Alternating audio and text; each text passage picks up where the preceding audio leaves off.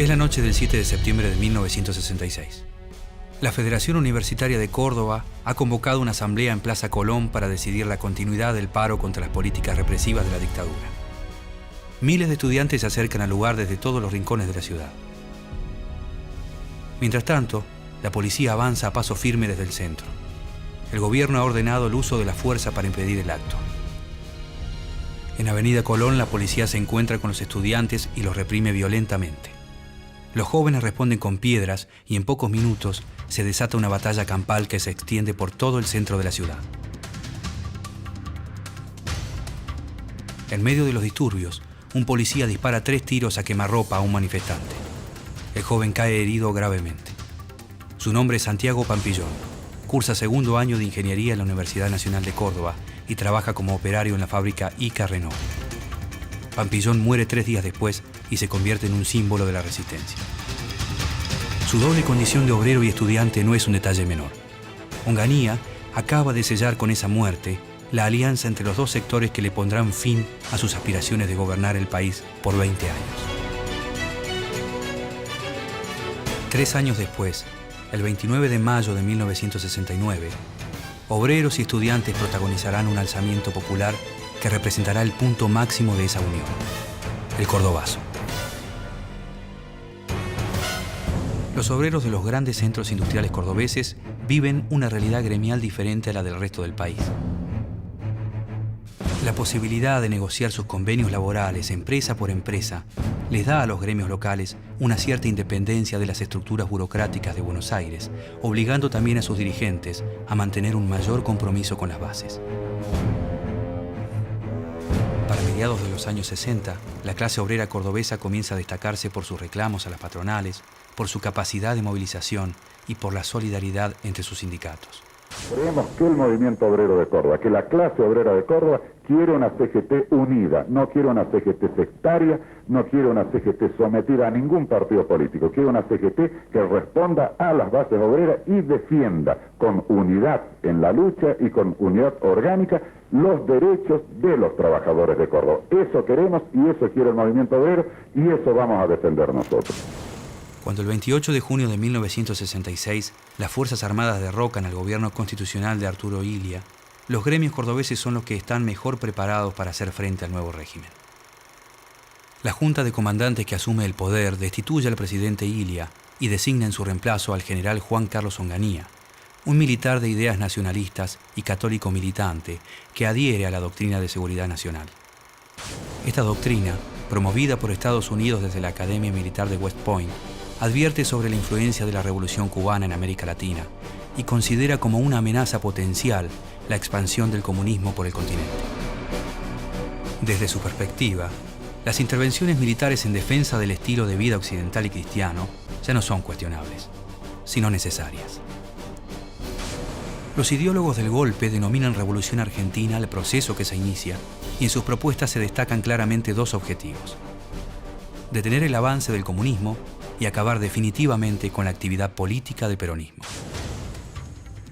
Con este propósito, Onganía suprime prácticamente toda forma de participación política. Sus primeras medidas de gobierno tienen un claro sesgo autoritario y en su esquema se perfilan como ejes centrales la represión y la persecución política.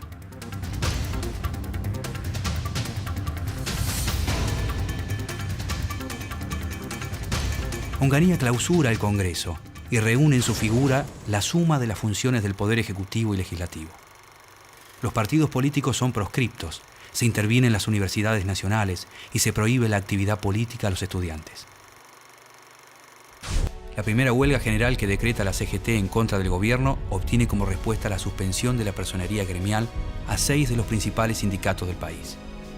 Con todos los mecanismos de protesta cercenados, el gobierno de Onganía deja al movimiento obrero frente a una encrucijada: participar en las negociaciones con la dirigencia empresarial y el régimen militar, bajo las condiciones que estos impongan, o adoptar una lucha más radicalizada y de confrontación, asumiendo los riesgos que esta decisión implica. El dilema planteado por el régimen se resuelve en marzo de 1968, durante el Congreso Nacional de la CGT. Las vacilaciones y la incapacidad de la cúpula sindical para enfrentar las medidas tomadas contra los trabajadores provocan el surgimiento de una central disidente, la CGT de los argentinos. El movimiento obrero queda dividido en dos. Por un lado, los gremios agrupados bajo la conducción de Bandor, quienes mantienen una postura condescendiente y de negociación con el gobierno y se apropian del edificio de la calle Azopardo y de las siglas tradicionales de la Confederación. Por el otro, la CGT de los argentinos, con posiciones críticas hacia el régimen y a la que adhieren mayormente los gremios independientes y del interior.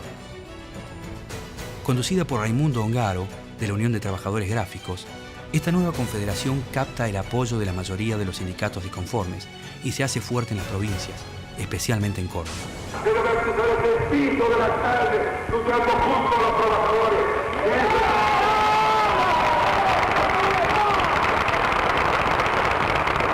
es el camino que debe seguir la clase obrera. Ese es el camino que debe seguir el pueblo argentino sometido y humillado por esta dictadura infame y feroz.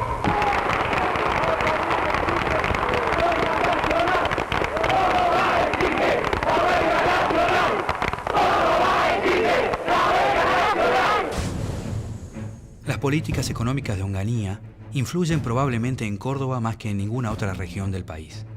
Onganía aplica una serie de medidas que afectan sustancialmente a los obreros de la industria metalúrgica y automotriz, las llamadas quitas zonales y la eliminación del sábado inglés. Doctor Carlos Caballero, la implantación del sábado inglés y las quitas zonales han provocado algún malestar social en la provincia a su cargo. ¿Usted ha venido a entrevistar al presidente de la República para tratar ese problema? Bueno, no específicamente o solo ese problema. Indudablemente que, como usted sabe, el tema ha provocado un cuestionamiento de la situación a nivel de las sindicatos y asociaciones obreras y naturalmente ha sido un tema tratado y considerado en ese nivel.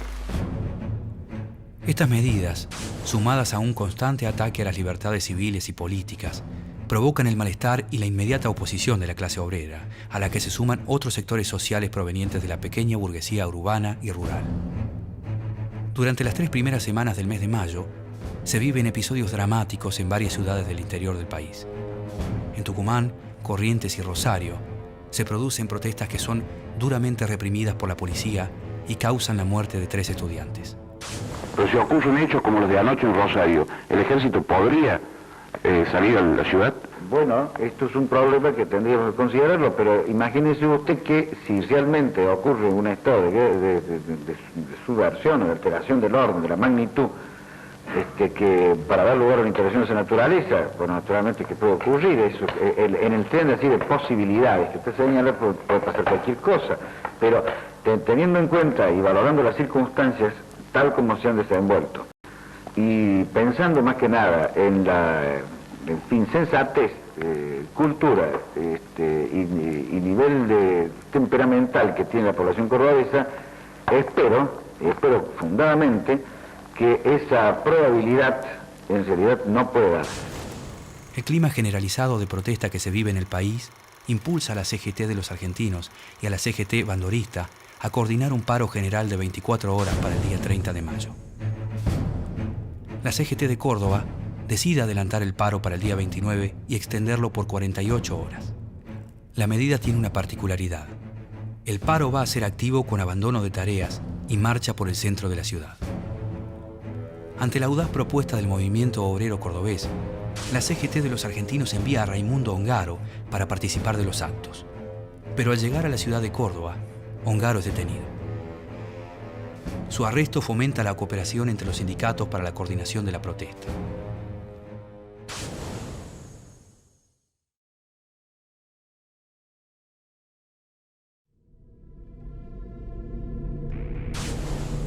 El 29 de mayo, a media mañana, el general Onganía preside en Buenos Aires los actos de festejo por el Día del Ejército. Mientras tanto, en Córdoba, miles de obreros se aprestan a abandonar sus lugares de trabajo y marchar hacia el centro de la ciudad. Desde la central de EPEC marchan los empleados agrupados en el sindicato de Luz y Fuerza, con Agustín Tosco al frente. En la ciudad universitaria, en el barrio Clínicas y en puntos estratégicos del centro de la ciudad, se agrupan las distintas corrientes estudiantiles. En Fiat, los sindicatos Citrax y Tram, que están bajo direcciones burócratas y sumisas a la empresa, no participan de la protesta. No obstante, una gran cantidad de trabajadores deciden no acatar la orden de sus sindicatos y abandonan las plantas de Ferreira. Por la Ruta 9 Sur avanzan los obreros de Fiat Concord, Fiat Matterfer, Grandes Motores Diesel, Thomson Ranco y Perkins.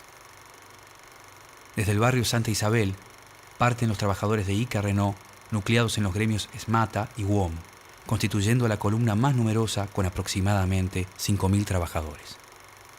Al paso de la movilización, trabajadores autónomos y de pequeñas industrias se suman a las múltiples columnas, engrosando el número de manifestantes.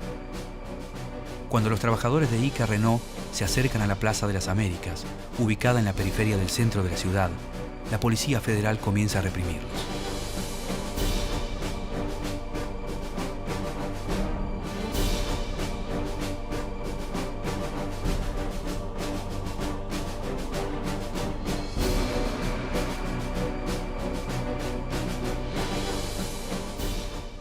En Avenida Vélez Sarsfield, un grupo de manifestantes resiste los embates del escuadrón de caballería, obligándolos a retroceder.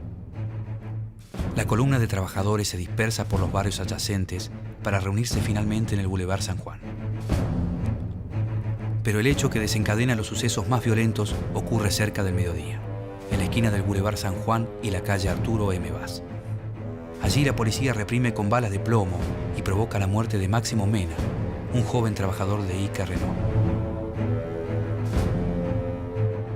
La noticia se difunde por toda la ciudad, lo que genera ira e indignación. Obreros y estudiantes deciden resistir y enfrentar el aparato represivo. La violencia crece.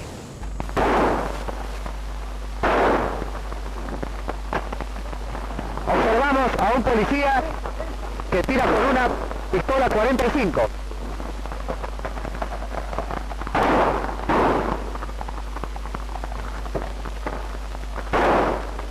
En pocos minutos se multiplican en las calles las trincheras improvisadas, impidiendo el paso de la policía.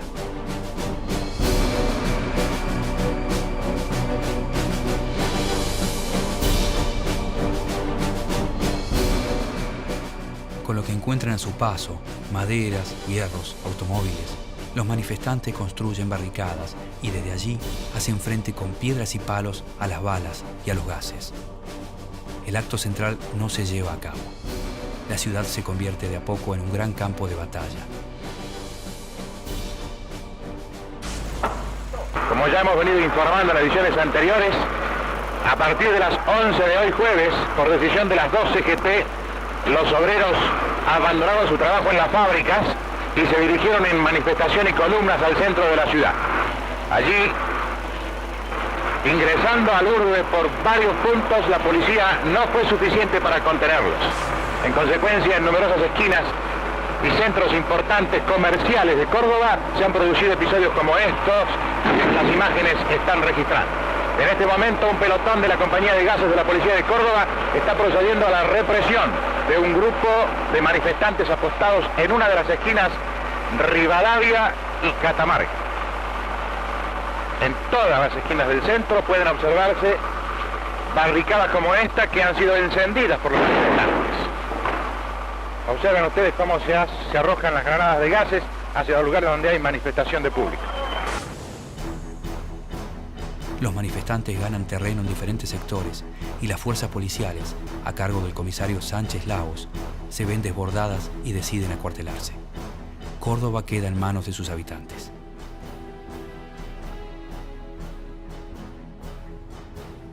A partir de ese momento, los cordobeses descargan su furia contra locales de firmas extranjeras y edificios gubernamentales. Los vecinos colaboran intensamente con los manifestantes, arrojando desde balcones y ventanas todo tipo de elementos que puedan servir para armar las barricadas. Con el paso de las horas, el panorama en el centro se torna desolador. Comercios con vidrieras rotas, automóviles y colectivos tumbados en las calles, arrasados por el fuego de la Molotov.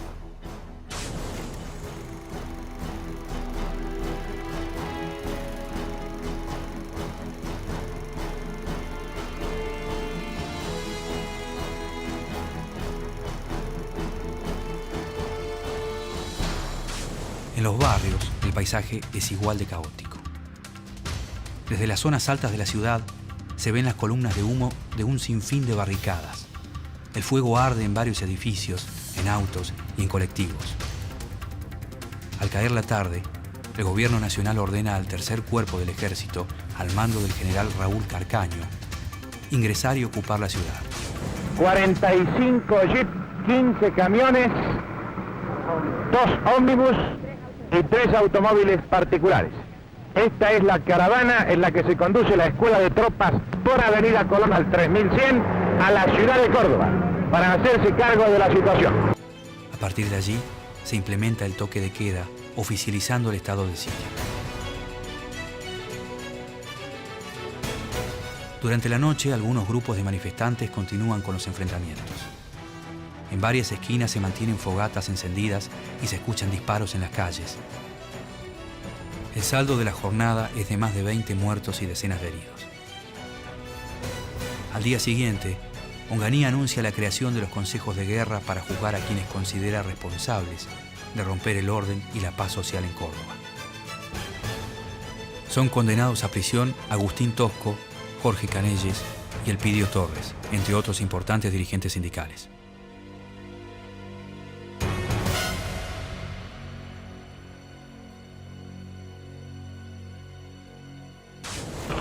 Concluida la jornada del viernes 30, paro general en todo el país, hoy sábado 31, las actividades generales se han reanudado.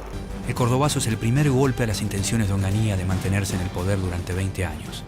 Después del 29 de mayo, se producen otras puebladas. Tucumán, Chipoleti, Salta y el segundo Rosariazo, a mediados de septiembre, sacuden la estructura de la Revolución Argentina.